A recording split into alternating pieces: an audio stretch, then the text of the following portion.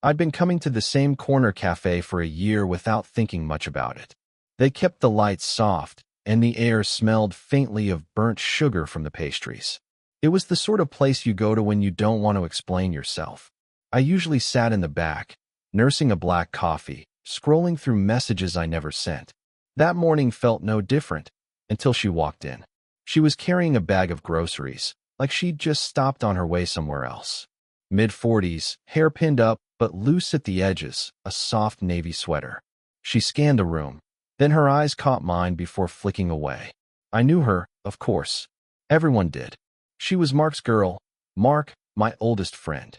She'd always been polite, a little distant, the sort of adult who asked how you were and didn't wait for the answer.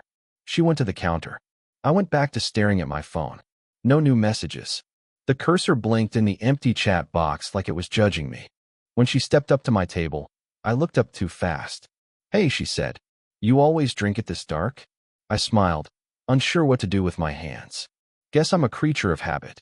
She laughed, soft, almost to herself. "Mark would hate that. He takes half the sugar jar." I hadn't expected her to sit, but she did, easing the grocery bag down beside her. She remembered my order. She always had. Black, no sugar. She set her own drink on the table, tea with lemon, and folded the napkin in slow, neat quarters while we talked about nothing.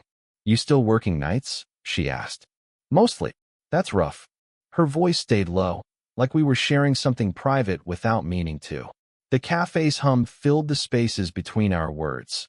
The grinder, the soft clink of cups, a baby fussing near the window.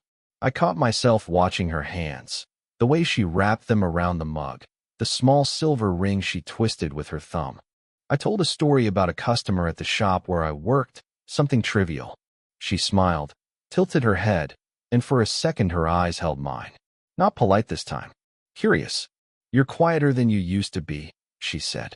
I shrugged. Guess I got tired of talking. She didn't answer, just looked down at her tea. The silence was heavy, but not uncomfortable. I realized how long it had been since someone sat across from me and just listened. My phone buzzed on the table. An unsent draft blinked back at me. Half a message to an old friend, no recipient. She noticed. Her eyes flicked to the screen, then back to me. "You should text whoever that is," she said softly. I nodded but didn't move. She stood, adjusting her sweater, tucking a strand of hair behind her ear. "Anyway," she said, almost an afterthought, "I'm here most mornings now, if you ever want company." She left before I could answer, the bell over the door jingling. Her tea sat unfinished. I stared at the empty chair, then at my phone. A new message appeared from an unknown number. "You seem different today." I didn't know she even had my number. I didn't see her again for a week, but she stayed in my head in a way she never had before. That half smile, the napkin folding, the way she said I was quieter now. I'd catch myself replaying it while wiping down counters at work or waiting for the bus at night, thumb hovering over unsent messages. On Thursday, she showed up at the cafe again. This time she was already at a table when I came in. No groceries, just a book open in front of her, glasses perched low on her nose. She looked up, smiled, small but definite. I hesitated, then walked over.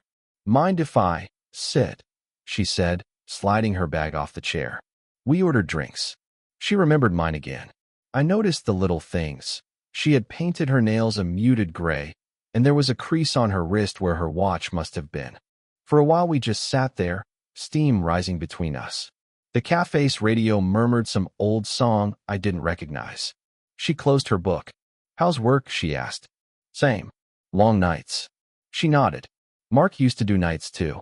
Hated it. The mention of his name felt like a door opening and closing at the same time. I stared at my cup. "You guys still?"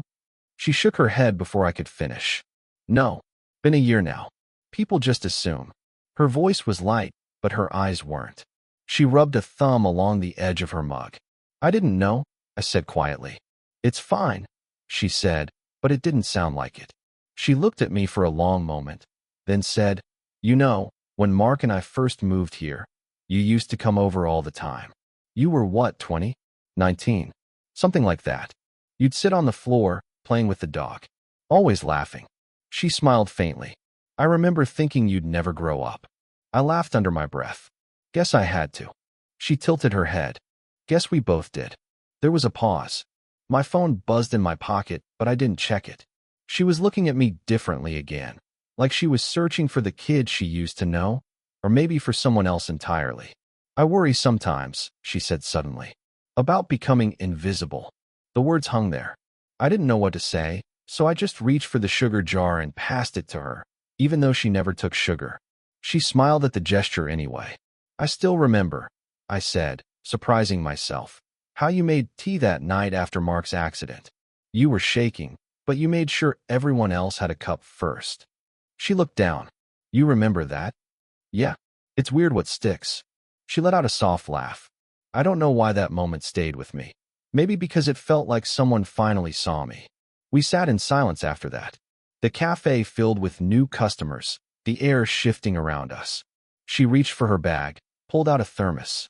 I started bringing my own tea, she said, unscrewing the lid. She poured some into my cup without asking. It was milder than what I usually drank, but I didn't mind. We sat shoulder to shoulder, not touching but close enough that I could smell her perfume, something faint, like clean linen. She reached across me for a napkin, and her fingers brushed mine. It was nothing, really, a quick accidental touch, but it sent a small jolt through me. She drew her hand back, eyes on her tea.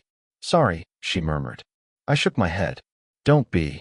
Her lips curved, not quite a smile. She tucked a strand of hair behind her ear and said, You should come by the house sometime. I've been clearing out old boxes. Could use a hand. It was casual, like she was asking me to hold the door. But the way she didn't look at me when she said it made it feel like more. I stared at the dregs of tea in my cup, wondering if I'd already stepped past some line I couldn't see. Her house smelled like cedar and something faintly sweet when I stepped in. Late afternoon light slanted through the blinds, catching the dust she'd stirred up from boxes stacked in the hallway. She handed me a pair of old work gloves and smiled like she wasn't sure she should. Just this room, she said. Mostly paper. We worked without much talk. Old photos, kitchen gadgets still in packaging, a pile of Mark's shirts she folded and refolded before finally setting aside. Every so often she'd brush past me in the narrow space, her arm grazing mine. Neither of us said anything. On the mantel a framed photo leaned sideways. Me, Mark, and her at some barbecue years ago. She saw me looking at it and turned it face down. Too many ghosts, she murmured. We broke for tea at the small kitchen table. She poured, then wrapped her hands around her cup, but didn't drink. You okay? I asked. She nodded once. Just tired. Her phone buzzed. She glanced at the screen, thumb hovering, then flipped it over. The gesture was small but sharp, like a door closing. I wanted to ask, about Mark, about us, but the words wouldn't settle in my mouth. Instead, I watched her trace circles on the rim of her cup. You ever think about leaving? She said suddenly. Sometimes. Where? I shrugged. Anywhere. She smiled faintly. You always were a runner. We sat in that thin silence. Outside, a car door slammed. Through the window, I saw a neighbor in the driveway, one of Mark's old friends. He looked up, saw me at the table with her, frowned a little. I shifted in my seat. You should probably, I started. She shook her head. He doesn't matter. But something in her shoulders changed, straighter, guarded. She stood, took our cups to the sink. I stayed at the table, feeling like a trespasser in a room I'd been invited into. When she came back, she leaned against the counter, arms crossed. Her eyes were on me, but softer than before. You're not a kid anymore, she said quietly.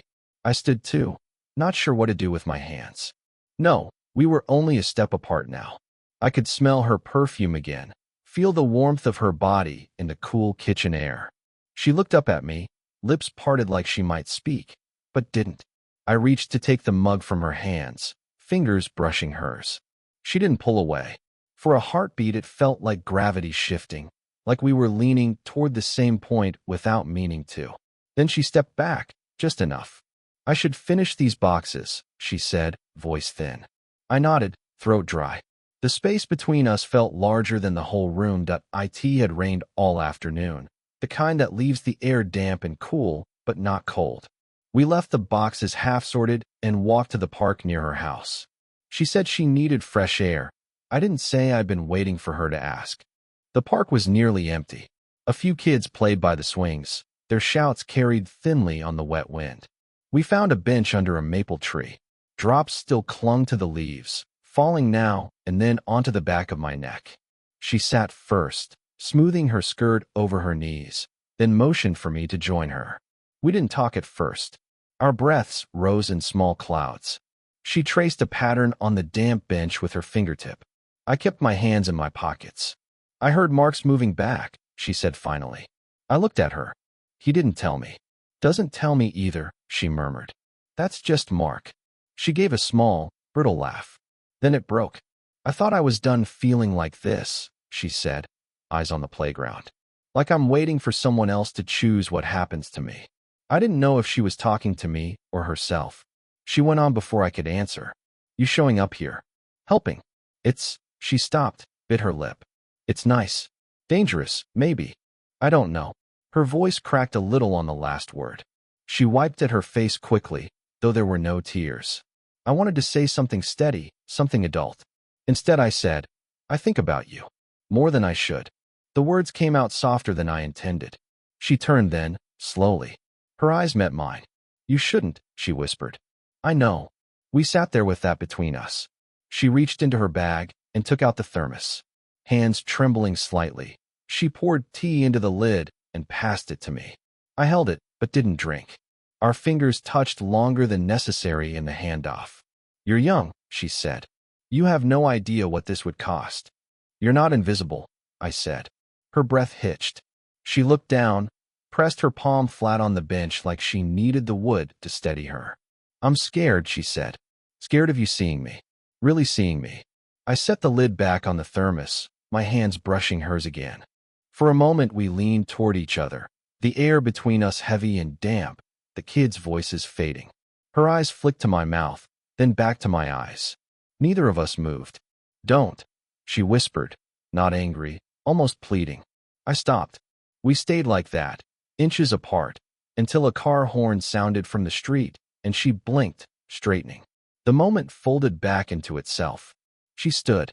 We should go. I followed, heart thudding. She didn't look at me as we walked back, and I didn't ask the question forming in my throat. After that day at the park she disappeared, not completely, but enough to feel it. Messages unanswered.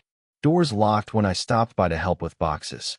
At the cafe, her usual table stayed empty. At first I thought I'd misread everything. Maybe she'd decided to move on. Maybe Mark had come back already. But one night, after my shift, I found an envelope tucked under my windshield wiper. No name on the front, just my number written in her careful handwriting. Inside was a grocery list and a note. I'm sorry. It's too much right now. I sat there in the dark, rain dripping off the roof of the car, reading it again and again. Not a goodbye. Not an explanation either. Just a pause. The next morning, I went to the cafe anyway. Ordered coffee I didn't want. Stared at the door. The barista asked if I was waiting for someone. I said no. 2 days later, Mark called out of the blue. Hey, heard you've been helping at Ella's place, he said, voice light but probing. Yeah, a little. She's got a lot on her plate. Just be careful, okay? He didn't elaborate. I didn't ask. My chest felt hollow after we hung up, like I'd been caught doing something I hadn't even done yet. At work, during a slow hour, I typed out a message to her. Need help with the boxes? Or tea? My thumb hovered over the send button. I deleted it. Typed again. I miss our talks.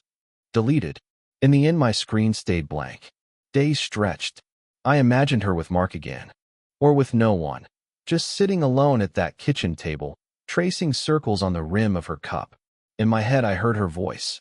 You have no idea what this would cost. One night, I walked past her house. Lights off except for the back room. A shadow moved inside. Her, probably, lifting something heavy. I almost knocked. Almost. My fist hovered near the doorframe before I turned and walked back to the street. I didn't feel heartbroken. I felt paused. Like life forgot to finish the sentence. Back at the cafe a week later, the barista slid a small package across the counter. Left for you, she said. Inside, my old black thermos, the one I'd lent her without thinking. No note. Just the thermos, warm still from tea poured who knows when. I held it, thumb rubbing the dent near the lid, wondering if it meant she was closing the door or opening it a crack for me to decide. It was late when I finally knocked. Her porch light was off, only the kitchen window glowing faintly. For a long moment, nothing moved inside. Then the door opened and she stood there barefoot, hair tied up messily, cardigan slipping from one shoulder. "I didn't think you'd come," she said. "I almost didn't," I answered. She stepped back, a small motion that still felt like permission. I walked into the familiar kitchen. It smelled of tea and cardboard, like before. Boxes still lined the walls, though fewer now. She closed the door softly and leaned against it, arms folded. "I got your thermos," I said, setting it on the table. "I figured you would." Silence. The clock ticked. I rubbed my palms on my jeans. She picked at the cuff of her sweater. "You've been avoiding me," I said at last. Her eyes flicked up. "I had to. People talk. Mark called me." She stopped, exhaled. "It's not fair to you. Or to me." I nodded slowly. I kept thinking maybe I'd done something wrong. "No," she said quickly. "You've done everything right." That's the problem. We stood on opposite sides of the small kitchen table, the thermos between us like a witness. Rain pattered faintly against the window. She pressed her fingers to her temples as if steadying herself. "I can't keep whatever this is," she said. "You're 20-something. You're supposed to be starting your life." She gestured at the boxes. "Cleaning mine out." I stepped closer, not too close. "Do you want me to leave?" Her mouth opened, closed. "I don't know what I want. I just know being near you." She shook her head. "It feels like breathing for the first time in a long time. And it scares me." I felt something in my chest ease and tighten at once. "It scares me too." She let out a small laugh, tired. "You're not supposed to admit that." "I'm not supposed to do a lot of things," I said. She stared at me. Her hands were flat on the table now, knuckles pale. I reached out, slowly, until my fingers brushed hers. She didn't move away. Our hands stayed there, barely touching, like a truce. "I don't know where this goes," I said. "I just know I keep thinking about you, even when I don't want to." Her eyes filled, but she blinked them clear. "Say it again," she whispered. "I think about you." She inhaled sharply, eyes closing for a heartbeat. When she opened them, she looked younger, almost, but also more tired. "I used to think no one saw me anymore," she said quietly. "You did. You do. That's why I kept pulling back." We stayed like that, breathing the same small space. The hum of the refrigerator, the rain, our own pulses. I wanted to cross the last inch between us, but didn't. Instead, I turned my hand palm up. She laid hers in it, tentative at first, then firmer. "No promises," she said. "I know. No plans." "Okay." We stood in the kitchen, holding hands like it was both an ending and a beginning. No kiss. No declarations. Just her thumb brushing the back of my hand, my thumb brushing hers back. She gave a small, shaky smile. "Okay."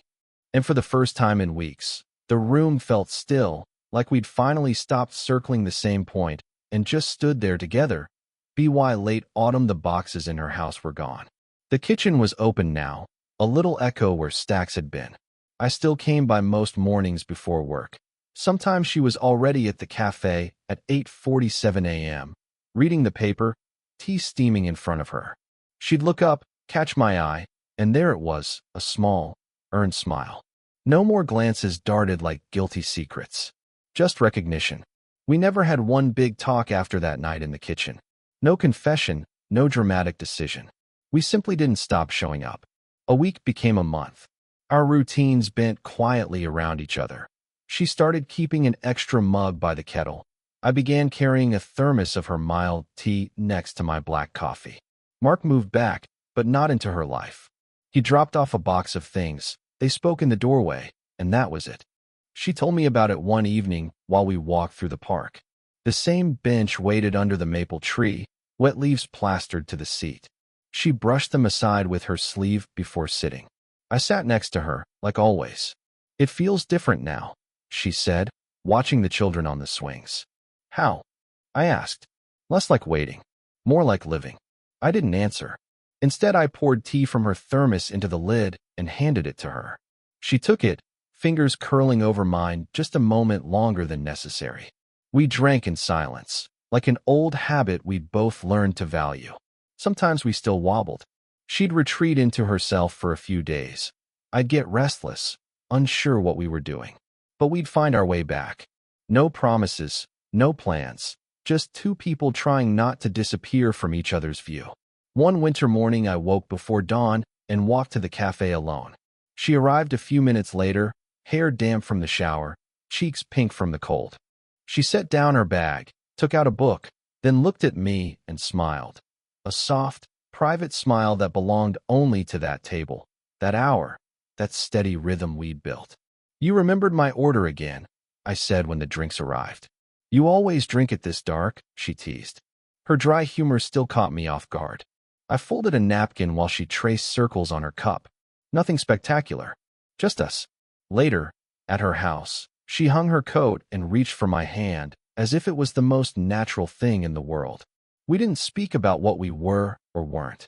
We made tea, opened the window to let in the cold air, and stood side by side watching it steam. It was ordinary, and it felt like hours. I thought back to the first time she'd sat across from me, the napkin folding, the way she'd said I was quieter now. We'd both been half-hidden then. Now, standing in her kitchen, her hand brushing mine as she reached for the kettle, I realized we'd stopped hiding. She glanced up. "Okay," she asked softly. I nodded. "Okay." Outside, the city moved on. Buses, sirens, kids on bikes. Inside, the clock ticked the same slow rhythm it always had, but it no longer felt like a countdown. Just time passing. Later, on the park bench at dusk, she leaned her shoulder against mine. Neither of us spoke.